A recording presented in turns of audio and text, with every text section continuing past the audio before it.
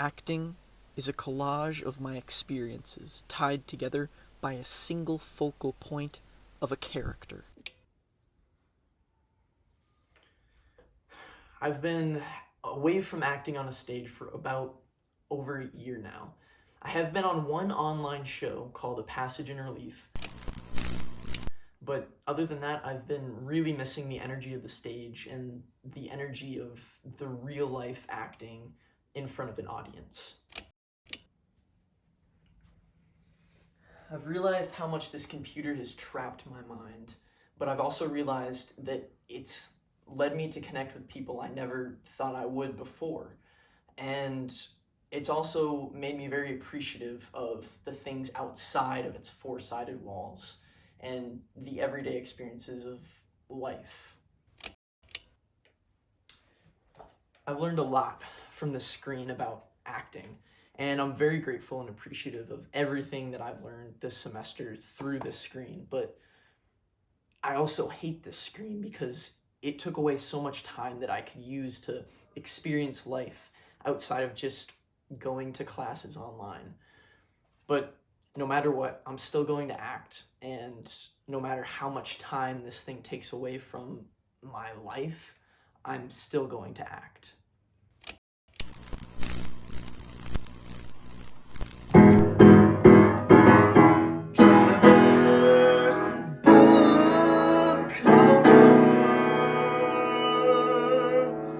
The best acting book reviews right here, right now on Trevor's Book Corner.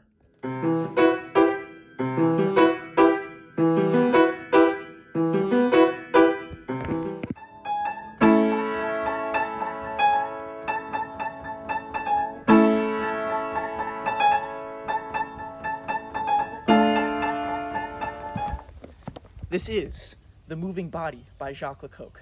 I spent a whole semester focused just on this book, which is about acting movement, and it bases its movements off of the four elements: fire, wind, water, and earth.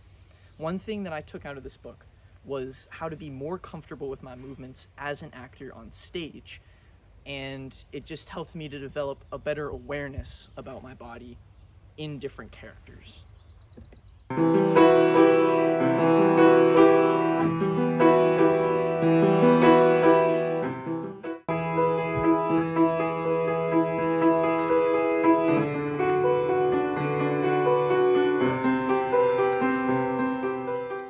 This is a practical handbook for the actor, a book that I read last summer. It was given to me by one of my friends, and it helped me this year with a lot of the characterization skills that I use now in planning out characters and analyzing different lines from text. So all in all, this is a very good book for beginners, and I highly recommend it to any actors who just want to learn the basics of acting and learn how to analyze text from different plays or film scripts.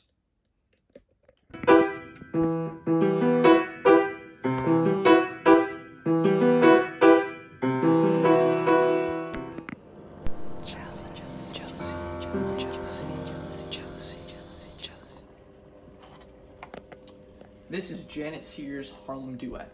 It's a play script, and it's a modern adaptation of Shakespeare's Othello, and it covers topics that are very prevalent today, such as race and jealousy in modern Harlem. Now, one thing that I really took out from this book was that there's so many ways that theater creators nowadays and playwrights can adapt Shakespeare's old writings to contemporary issues that still affect us now. And it's different than the other two acting books, but I still think it's a very important read, especially now.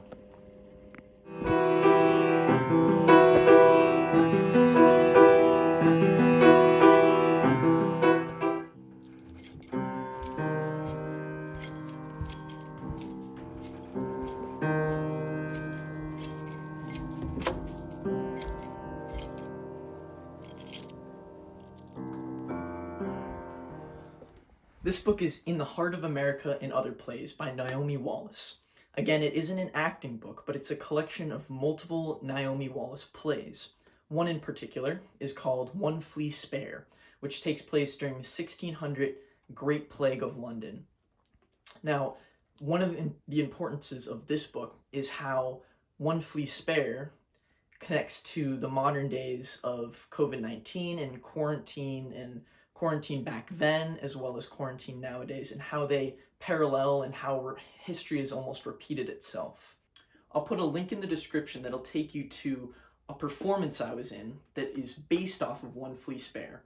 It's called A Passage in Relief, and it's an online Zoom play in which we parallel COVID-19 to the London Plague of 1600. Hope you enjoy.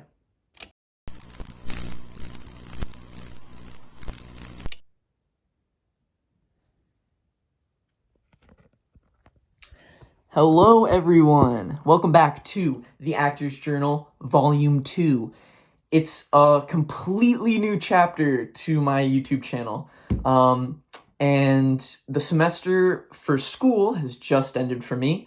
It was all online this semester again, but I still learned a lot for acting. I learned a lot about theater and the history of different theater shows and just how theater has impacted many different communities, which I think is really important for me because for acting, it's important to not just learn how to act, but also the behind the scenes of the acting and how the acting has impacted other people. I was still able to manage to get into one show this semester, which I'm very grateful for. I'm very lucky to have been able to do that, especially even though it was a Zoom show, it was still a performance. And it was a collaboration between 4 different schools, which we probably wouldn't have been able to do if it was in-person classes, it's just great. Now, the other thing that I'm really excited about is the summer. It's finally here. I'm so excited to go on adventures with my friends, with my girlfriend. I'm excited to just spend time doing whatever I want and focusing again on my YouTube channel with 0 homework assignments to do. The only assignments I have to do are upload my videos, and that's kind of on my own schedule, so that's just amazing.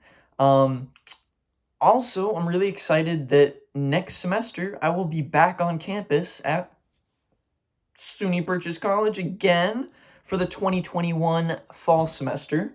I have a couple in-person acting classes. I am taking a directing class, which is going to be exciting. And I also secured an internship. So, my hopes are very high for next semester. And just this summer as well. I'm going to be working outside again. I'm working at my local YMCA still. And it's just, things are looking pretty good.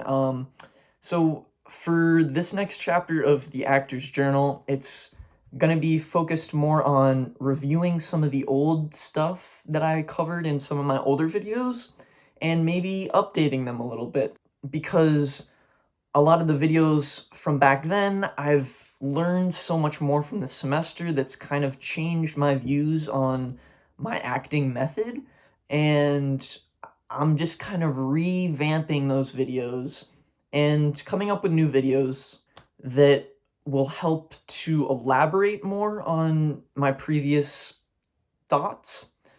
And I hope that you enjoyed this video, so thank you for watching, and I will see you in the next one.